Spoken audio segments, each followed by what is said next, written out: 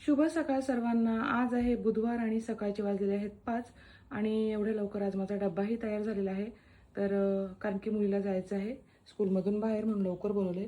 तर डब्यासाठी मी आणलेला आहे हा बघा मस्त असा जवळा आणि त्याच्यामध्ये ना वांग घातले, सुक्का जवळा आणि वांग,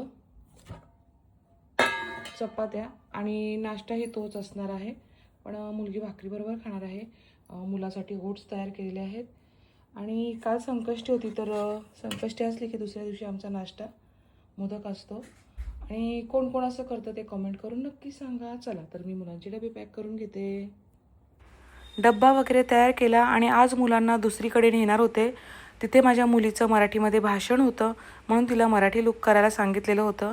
तर मी डब्बा वगैरे बनवला, त्याच्यानंतर तिला रेडी केलं, तिची तयारी केली आणि आता तिला घेऊन मी स्कूलमध्ये चाललेले आहे। तुम्ही बघू शकता 5:45 वाजलेले आहेत, बाहेर किती अंधार आहे।